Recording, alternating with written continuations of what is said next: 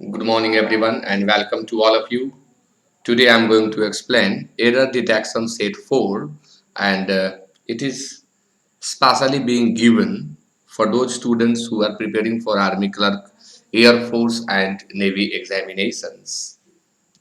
So students, the very first question that I'm going to explain is 35 kilometers are a very short distance these days. आजकल 35 kilometre की दूरी बहुत ही short distance हो गई है। तो आपने सिंटैक्स के अंतर्गत पढ़ा है, यह क्वेश्चन सिंटैक्स से है कि यदि निश्चित दूरी, निश्चित समय, निश्चित वजन को सब्जेक्ट के रूप में लिखा गया हो तो वर्ब हमेशा सिंगुलर होता है, यानी आंसर टू होगा। आर के जगह पर आप इज का यूज करें। अगर हम 5 आवर्स लिखे तब भी आप सिंगुलर वर्ब का यूज करेंगे। अगर हम वेट बता रहे हो तब भी आप सिंगुलर वर्ब का प्रयोग करेंगे।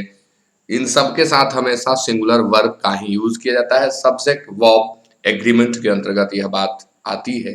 Now it is two and the question is if he would have helped me I would have passed the examination. Sentences of hypothesis इसे कहते हैं। जब कभी आप इफ वाले पार्ट में वुड हैव देखें तो पहले बिना सोचे समझे उस पार्ट को काट दें। ये ट्रिक जो है ना बहुत ही आसान है। जब कभी आपको इफ के साथ वुड हैव दिखाई पड़े तो आप देखते उसे काट दें। अब वहां होगा क्या, इसके लिए आप आगे देखें। तो आगे देख रहे हैं वुड हैव है, तो जब आगे वुड हैव है तो यहाँ हैड होगा, क्योंकि सेंटेंसेज ऑफ हिपोथेसिस के अंतर्गत दो ही पैटर्न चलते हैं। यदि पहला, यदि ईफ वाले पार्ट में यदि ईफ वाले पार्ट में वर या भी2 का प्रयोग हुआ हो तो जो आगे पार्ट आएगा उसमें सब्जेक्ट के बाद वुड प्लस भी1 का प्रयोग होगा। इस पर भी मैंने आज क्वेश्चन दिया है, आगे मिलेगा। और यदि ईफ वाले पार्ट में हैड या हैड बीन या हैड का यूज हुआ है तो कॉमा के बाद जो पार्ट आता है उसमें हम वुड हैव के साथ भी3 का प्रयोग करते हैं। ये दो बातें आप याद रखें। इफ वाले पार्ट में वर या भी2 हो तो आगे वुड प्लस भी1, हैड या हैड या हैड बीन हो तो आगे आप वुड हैव का प्रयोग करें। हाँ, एक और बात है कि इफ को गायब भी कर सकते हैं, और जब इफ को गायब करते हैं तो सब्जेक्ट जो है वर के पहले आ जाता है। उल्टा बोला गया, आई एम सॉरी। वर्ब जो है सब्जेक्ट के पहले आ जाता है, यानी सेंटेंस इन्वर्सन में बदल जाता है। उसे हम अंग्रेजी में इन्वर्सन कहते हैं, यानी वर्ब का सब्जेक्ट के पहले आना और सेंटेंस का इंट्रोगेटिव नहीं होना इन्वर्सन है। जैसे हम लिखें कि were I the DM of Saran I would overhaul the whole system. Had you helped me I would have completed the work. तो ये सारे इंट्रोगेटिव भी नहीं हो रहे हैं, बट एक्सुलियरी वर्ब सब्जेक्ट के पहले आ जा रहा है। इसी को हम इन्वर्सन कहते हैं, जो कि मैंने यहाँ आपको बताने की कोशिश की। Now it is 3 here and the question is everyone was impressed by his good behavior. everyone was impressed। impress आप देख रहे हैं पैसिव स्ट्रक्चर है, तो impress कैसे लिख सकते हैं? यहां हमें impress के जगह impressed का प्रयोग करना होगा। impress के जगह impressed का, फैन जरा ऑन कर दीजिए जी।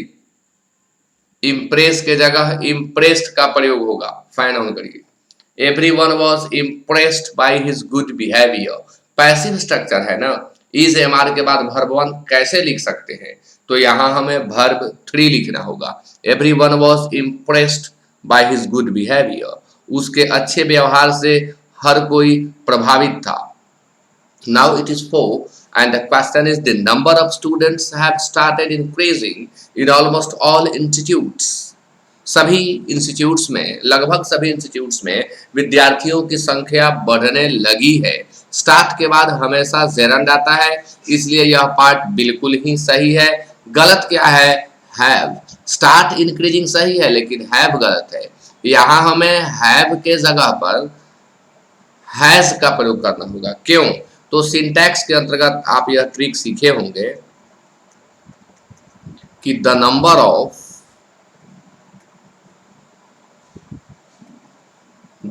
ऑफ प्लस प्लूरल नाउन, यानी द नंबर ऑफ के बाद आने वाला नाउन हमेशा प्लूरल होगा, फिर भी वर्ब सिंगुलर होगा, जबकि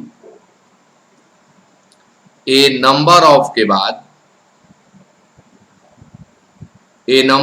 के बाद नाउन तो प्लूरल होगा ही, वर्ब भी प्लूरल होगा। याद करना होगा, जिन्हें याद नहीं है वे इसे याद कर लें। ए नंबर ऑफ के बाद नाउन और वर्ब दोनों प्लूरल होता है, जबकि द नंबर ऑफ के बाद नाउन तो प्लूरल होता है लेकिन वर्ब होता है सिंगुलर, जो कि यहाँ पर मैंने दिया था। द नंबर ऑफ स्टूडेंट्स है तो हैव नहीं लिख सकते, वर्ब सिंगुलर चाहिए, इसलिए हैज होगा। 4 का answer 2। Now it is 5 and the question is he was bent upon to murder him. Bent upon तुला हुआ, जब भी तुला हुआ करके ट्रांसलेशन बनाना हो तो बेंट ऑन या बेंट अपॉन का आप यूज करें, दोनों का यूज होता है। बेंट ऑन भी उतना ही सही है जितना बेंट अपॉन। तो he was bent upon two murder. अब अपॉन प्रेपोजिशन है और प्रेपोजिशन के बाद जेरंड आता है। टू को छोड़कर अन्य सभी प्रेपोजिशन अपने बाद जेरंड लेते हैं। तो यह ट्रिक आप याद कर लें कि प्रेपोजिशन प्लस जेरंड, तो टू मर्डर के जगह मर्डरिंग का प्रयोग होगा। टू मर्डर के जगह मर्डरिंग का प्रयोग होगा। He was bent upon murdering him, वह उसकी हत्या करने पर तुला हुआ था। ये सारे ट्रिक अगर आप याद करेंगे तो एग्जामिनेशंस में आप इजीली एकदम देखते एरर को बना देंगे, कोई दिक्कत नहीं होगी, इंप्रूवमेंट बना देंगे। इसी ट्रिक से इंप्रूवमेंट भी बनता है। I am hearing that the meeting is likely to be postponed. मैं सुन रहा हूं कि संभावना है मीटिंग के पोस्टपोन हो जाने की। लाइकली जो है यह संभावना को व्यक्त करने के लिए आता है। लाइकली मीन्स संभावना। तो मैं सुन रहा हूं कि, अब ग्रामर के रूल के अनुसार feel, seem, appear, want, hear, know, love, like, hate, detest, loathe, behold, etc को कंटिन्यूटी व्यक्त करने में यूज नहीं किया जाता है। यानी कहने का मतलब कि इन्हें हम कंटिन्यूअस टेंसेज में यूज नहीं करते हैं। यहाँ किया हुआ है, गलत है, आंसर 1 होगा। हम इसे 2 तरीके से सुधार सकते हैं। या तो हम लिख दें, बेहतर तो होगा कि आई हैव हर्ड, मैंने सुना है कि मीटिंग संभावित रूप से पोस्टपोन होने वाली है, यानी उसकी तारीख जो है, उसकी तिथि जो है वो आगे बढ़ेगी। अगर आप ऐसे नहीं सुधारना चाहते हैं तो आई हियर भी लिख सकते हैं, बट आई हैव हर्ड बेहतर है, क्योंकि मैंने सुना है, यह लॉजिकली ज्यादा सुटेबल है। यहाँ पर किसी भी तरह से आंसर आपका 1 होगा। Now it is 7 and the question is we can decide it only after farther investigation. अब यहाँ फार्दर के जगह पर हमें फर्दर का प्रयोग करना होगा, फार्दर नहीं। अब ये 2 शब्द जो हैं आप सीखें।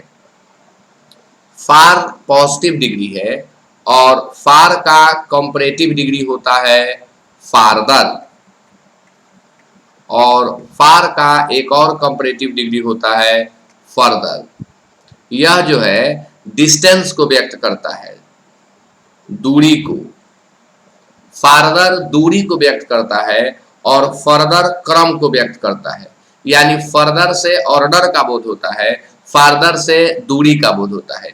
अगर हम इनके हिंदी की बात करें तो फार्दर मीन्स होता है से अधिक दूर, और फर्दर मीन्स होता है अगला या आगे। My school is farther than yours, यानी मेरा विद्यालय तुम्हारे विद्यालय से अधिक दूर है, वहां हम फार्दर लगाएंगे।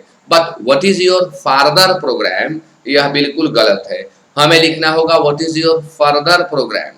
The classes will remain suspended till further orders, अगले आदेश तक क्लासेस बंद रहेंगे, यानी अगले आगे के अर्थ में, यानी ऑर्डर को व्यक्त कर रहे हैं आप, तो जब आप ऑर्डर को व्यक्त कर रहे होंगे तब फर्दर का प्रयोग करना होगा।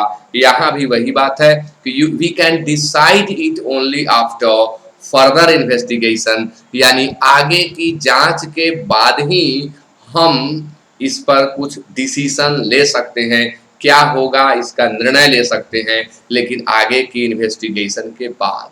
Now it is 8 here and the question is she complimented me for my success. Answer 8 का 2 होगा, फॉर के जगह हम ऑन का प्रयोग करेंगे। कॉम्प्लीमेंट कॉन्ग्रेचुलेट का सिनोनिम होता है। कॉन्ग्रेचुलेट के बाद भी आप प्रेपोजिशन ऑन लगाते हैं, कॉम्प्लीमेंट के बाद भी आप ऑन लगाते हैं।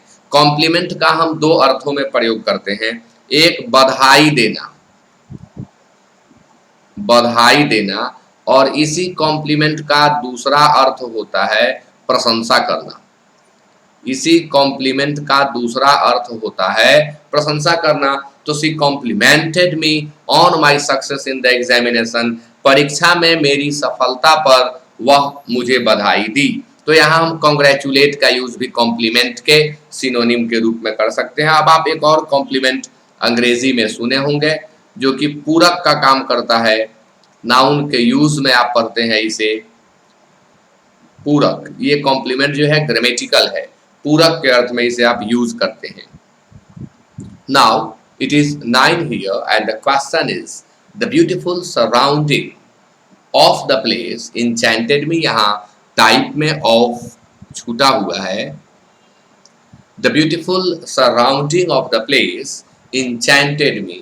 enchant means होता है मुग्ध कर देना, मंत्र मुग्ध कर देना, आकर्षित कर लेना, अपनी ओर खींच लेना। enchant जादू कर देना। तो द ब्यूटीफुल सराउंडिंग, अंग्रेजी में कुछ ऐसे शब्द हैं जिनका प्रयोग हमेशा प्लुरल फॉर्म में ही होता है। नाउन एंड नंबर के अंतर्गत उन्हें याद करना पड़ता है। करीब उनकी संख्या 60 है, उनकी संख्या करीब करीब 60 है। Arms, annals, surroundings, areas and many others, सब बताऊंगा तो काफी टाइम लगेगा। उन्हें याद करना होता है, हमेशा प्लुरल फॉर्म में ही आप रख सकते हैं। जैसे एसेज है वैसे ही सराउंडिंग्स है, एरियर्स है, इन्हें सिंगुलर में यूज करना ही नहीं है। जब भी यूज करें, कॉन्ग्रेचुलेसन आप लोग बोलते हैं कॉन्ग्रेचुलेसन, बट यह गलत है, कॉन्ग्रेचुलेशंस कहना होगा। थैंक यू को शॉर्ट में बोलते हैं तो आपको थैंक्स कहना होगा। ऐसे बहुत हैं, नाउन एंड नंबर में बताया जाता है, आप याद करें। तो सराउंडिंग कहीं भी देखें तो काट दें, हमेशा सराउंडिंग्स होगा, आस पड़ोस। It is 10 here and the question is she went to the market and bought 4 dozens of bananas।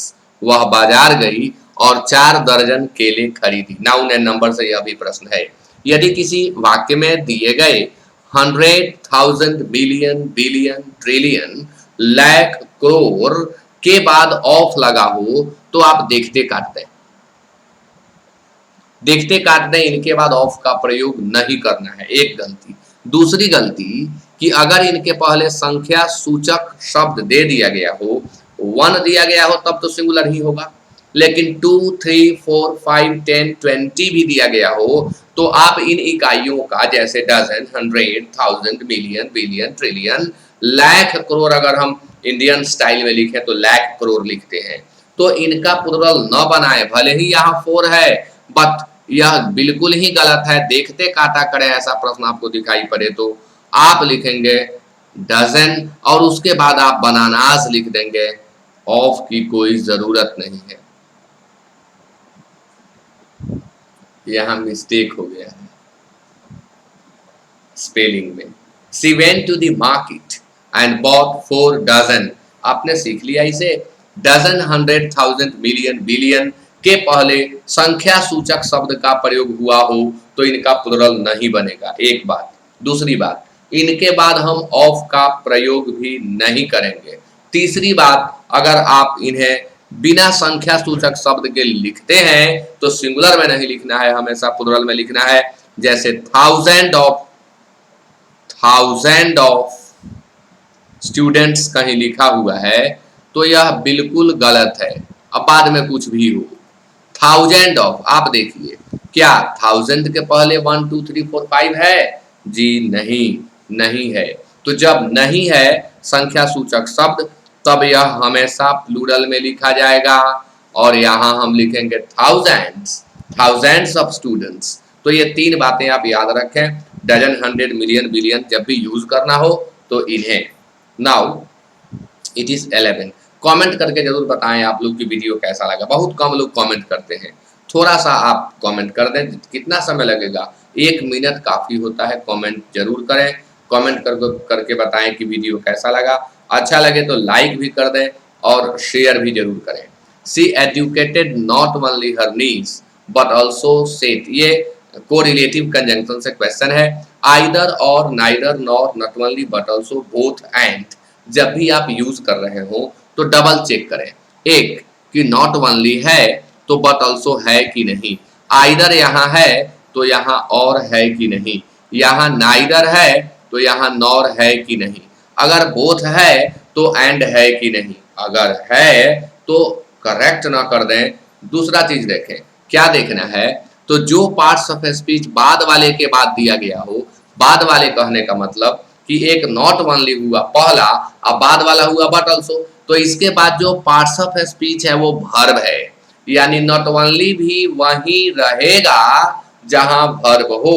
तो काटेंगे हम टू को, क्योंकि नॉट ओनली गलत जगह पर लगा है, लेकिन अब इसका सुधार करेंगे तो वन भी प्रभावित हो जाएगा। लेकिन भूल ना करें, जहां नॉट ओनली हो वहां काटें, जहां आइदर हो वहां काटें, जहां नाइदर हो वहां काटें।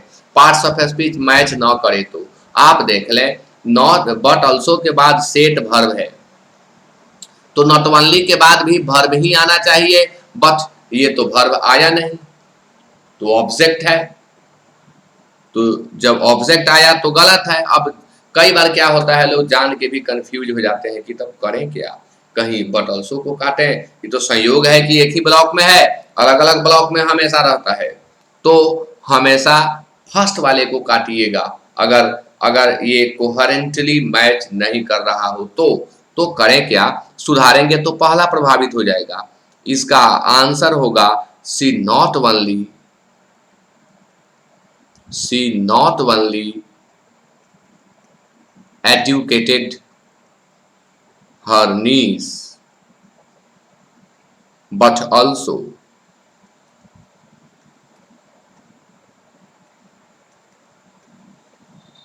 set her up in business।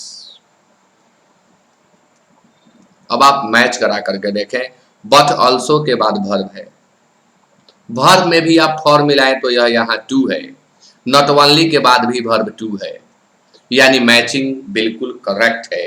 अब यह सेंटेंस हुआ सही। तो इस तरह से आपको जब भी not only but also, both and, either or neither not दिया हुआ हो तो ऐसे ही आपको चेक करना होगा जैसे मैंने बताया। समझ में नहीं आया हो तो आप लिखेंगे कमेंट में, तो इस पर दूसरा प्रश्न फिर अगले वीडियो में दे करके मैं बताऊंगा। Now it is 12 and the question is, if I was the PM of India, I would work heart and soul। अब कई बार लोग कहते हैं कि with heart and soul, बिल्कुल नहीं, भूल करके भी आप heart and soul के पहले with का प्रयोग न करें, बैग एंड बैगेज के पहले with का प्रयोग न करें, बिल्कुल करेक्ट है 3 नंबर। अब यहाँ आप would देख रहे हैं, स्ट्रक्चर भी if वाला दिख रहा है, फिर याद करें जो पहले बताए थे, जो आपको ट्रिक हम बता के आए हुए हैं। तो जब यहाँ वुड है तो यहाँ वॉज नहीं होगा, यहाँ होगा वर, यानी आंसर होगा एक। वुड हैव होता तो यहाँ हम हैड बीन का प्रयोग करते। Now it is 13 and the question is, neither of the 5 students succeeded in the test. Test में पांचों में से कोई विद्यार्थी सफल नहीं हुआ। सक्सीड के साथ फिक्स्ड प्रेपोजिशन इन लगता है। नाइदर ऑफ द 5 हम लिख ही नहीं सकते हैं, हमें लिखना होगा नन ऑफ द 5, हमें लिखना होगा नन ऑफ द 5। क्यों? क्योंकि नाइदर नॉर जो है जब भी वाक्य में यूज किया जाता है तो नाइदर या आइदर, नाइदर या आइदर का प्रयोग हम दो संख्या के लिए करते हैं, दो लिखा गया हो तो, और यदि संख्या 2 से अधिक हो तो नाइदर के जगह पर नन का और आइदर के जगह पर हमें एनी का प्रयोग करना होता है मोर देन टू के लिए। मोर देन टू, दो से अधिक लोगों, दो से अधिक वस्तुओं और जानवरों की चर्चा हुई हो तब आपको वहां नन लगाना होगा।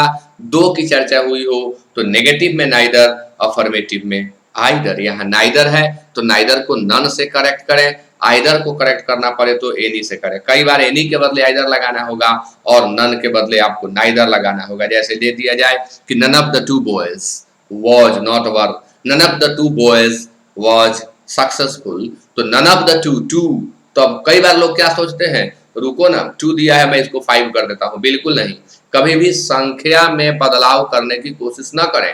आपके पास अधिकार सिर्फ ग्रामेटिकली ट्रांसफॉर्मेशन का है, आप संख्यात्मक बदलाव बिल्कुल नहीं कर सकते। तो इसलिए ऐसा कभी ना सोचे कि संख्या ही घटा देता हूं, ये तो संयोग है कि एक ही ब्लॉक में है, अलग अलग ब्लॉक में भी रह सकता है। तो ये बातें, अब आगे बढ़िए। 14 आपके सामने। No sooner the orator had stopped speaking, stop के बाद हमेशा जेरंड आता है, आया हुआ है, एक रूल सीख ले, स्टॉप के बाद हमेशा जेरंड आता है। Start, stop, like, dislike, hate, detest, prefer, इन सब के बाद हमेशा जेरंड आता है। नो सूनर के साथ देन भी आता है, आया हुआ है। बट आंसर होगा एक। कारण क्या है कि जब भी हम वाक्य के प्रारंभ में किसी एडवर्ब का, इन्वर्सन का रूल, किसी एडवर्ब का प्रयोग करते हैं जिसमें मेनली यूज होने वाले adverb no sooner, hardly, scarcely, rarely, never, seldom, etc. दिए जाते हैं।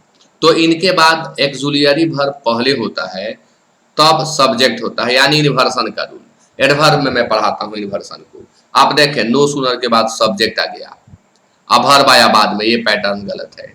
नो सूनर से वाक्य शुरू हुआ हो या इनमें से किसी से भी शुरू हुआ हो, या ऐसा कोई भी शब्द, ऐसा कोई भी एडवर्ब या एडवर्बियल फ्रेज जो टाइम को व्यक्त कर रहा हो या प्लेस को व्यक्त कर रहा हो, टाइम को व्यक्त कर रहा हो या प्लेस को व्यक्त कर रहा हो और वाक्य के शुरू में आया हो, तो समझ जाएं कि इसका एक्सुलियरी वर्ब जो है सब्जेक्ट के पहले जाएगा। तो no sooner had the orator, orator means वक्ता, no sooner had the orator stopped speaking than they went away, जो ही या जैसे ही ओरेटर ने, वक्ता ने अपनी बात बोलनी बंद की, वे लोग चले गए। बोलना बंद ही किया कि वे लोग चले गए, जैसे ही ओरेटर ने अपनी बात बंद की वैसे ही वे लोग चले गए। इस तरह से आप हिंदी निकाल सकते हैं। Now it is 15 and the question is both the girls came late and sat besides me, दोनों लड़कियां लेट आई और मेरे अलावे बैठ गई, कि मेरे बगल में बैठ गई। प्रेपोजिशन का एरर, आई और मेरे बगल में, बिसाइड मीन्स होता है के बगल में और बिसाइड्स मीन्स होता है के अलावे। तो यहाँ अर्थ के अलावे का नहीं निकल रहा है, अर्थ यहाँ बगल में का है, इसलिए बिसाइड का प्रयोग करें। हाँ, बाई भी लगा सकते हैं, बाई का भी अर्थ होता है के बगल में। Now it is 16 and the question is he was extreme tired when he returned from his work. जब वह अपने काम से लौटा तब वह अत्यंत थका हुआ था। जब भी दो एडजेक्टिव, ये पास्ट पार्टिसिपियल एडजेक्टिव है, जब भी दो एडजेक्टिव एक साथ दिए गए हों तो आप पहले एडजेक्टिव में एल वाई जोड़कर उसे एडवर्ब में बदल दें। इस ट्रिक को सीख लें अगर नहीं जानते हैं तो। जब भी दो एडजेक्टिव एक साथ दिए गए हों तो पहले एडजेक्टिव को आपको एडवर्ब में बदलना ही होगा, यानी एक्सट्रीमली का प्रयोग करेंगे। He was extremely tired when he returned from his work. जब वह अपने काम से लौटा तब वह अत्यंत थका हुआ था। जब भी दो एडजेक्टिव एक साथ दिए गए हों तो पहले एडजेक्टिव में एल वाई जोड़ करके उसे आप एडवर्ब में बदल दें। Now it is 17 and the question is the teacher told us that the 5 first chapters are very important for coming examination. शिक्षक ने हम लोगों से कहा कि आने वाली परीक्षा के लिए अगला 5 चैप्टर पहला 5 चैप्टर बहुत महत्वपूर्ण है। हिंदी में भी 5 पहला नहीं कहते हैं, पहला 5 कहते हैं, यानी फर्स्ट पहले होगा और 5 बाद में होगा।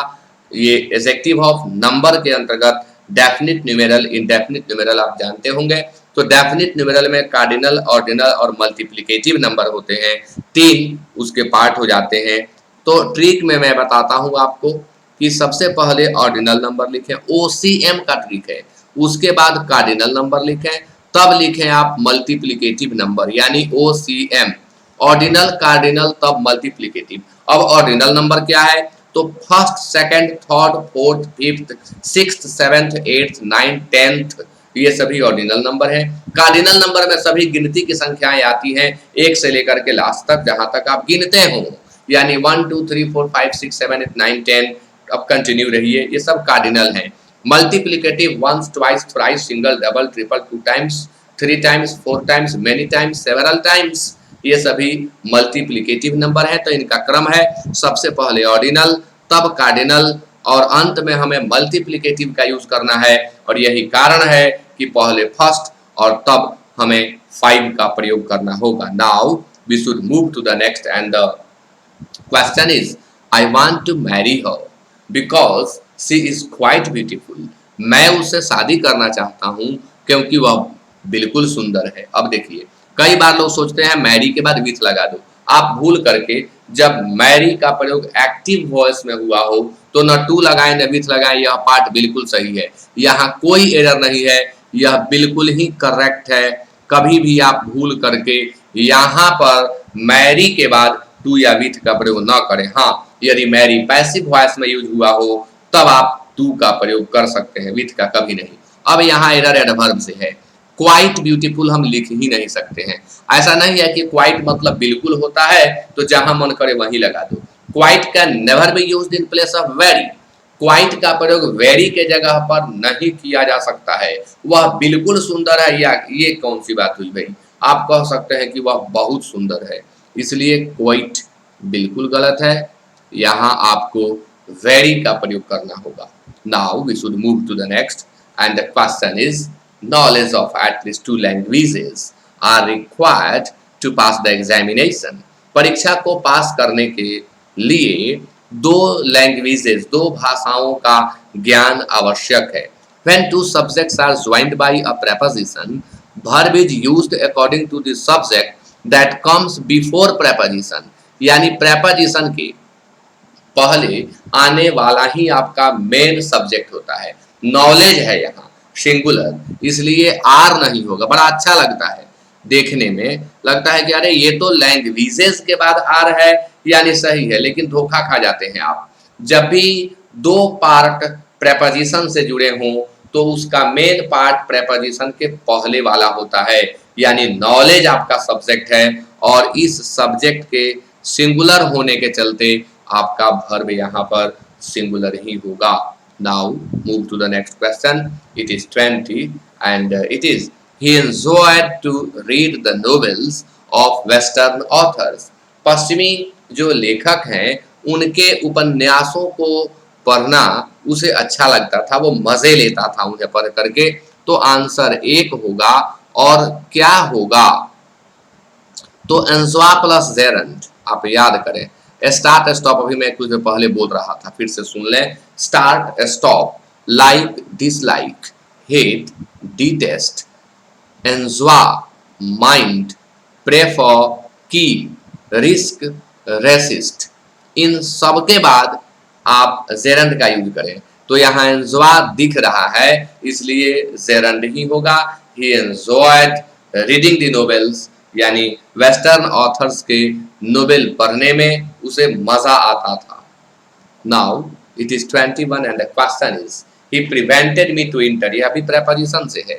ही prevented me to enter, prevent और प्रोहिबिट के बाद याद करें हमेशा फ्रॉम प्लस जेरंड आता है, तो फ्रॉम एंटरिंग होगा।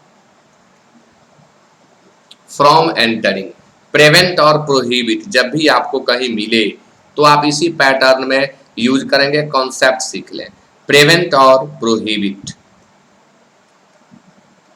जब भी एक्टिव में यूज होता है तो इसके बाद ऑब्जेक्ट आता है, जैसा देखिए यहाँ मी ऑब्जेक्ट आया हुआ है, फिर फ्रॉम आता है, और तब जेरंड का प्रयोग होता है। दोनों के साथ ही आंसर होगा 2।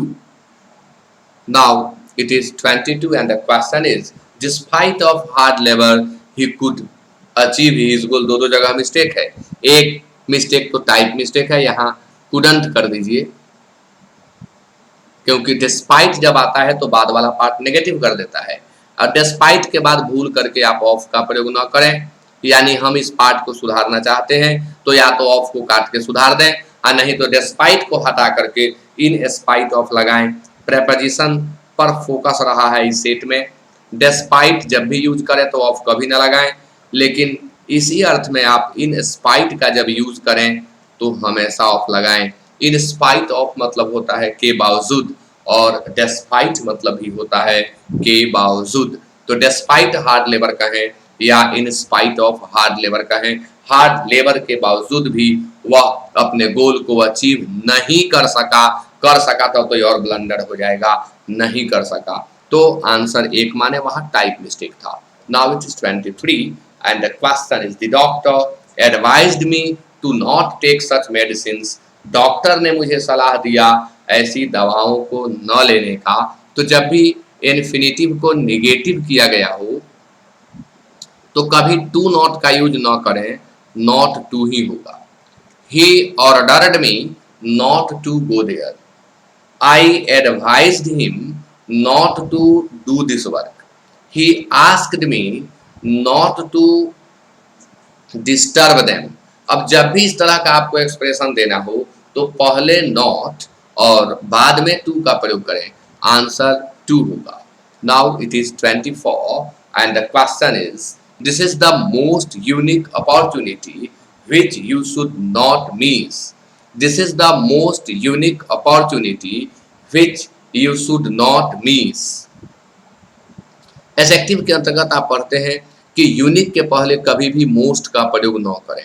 अब जब मोस्ट हटेगा तो द को भी ले जाएगा और इसके बदले में ए लगाना पड़ेगा। This is a unique opportunity which you should not miss. यह एक अनोखा मौका है जिसे आपको मिस नहीं करना चाहिए। तो यूनिक के पहले कभी भी आप मोस्ट मोर न लगाएं, यह बियॉन्ड कंपैरिजन है। एडजेक्टिव के अंतर्गत बहुत सारे शब्द बताए जाते हैं कि इन्हें पॉजिटिव में ही रहने दिया जाए क्योंकि ये पॉजिटिव में रहते हुए भी सेंस सुपरलेटिव का रखते हैं।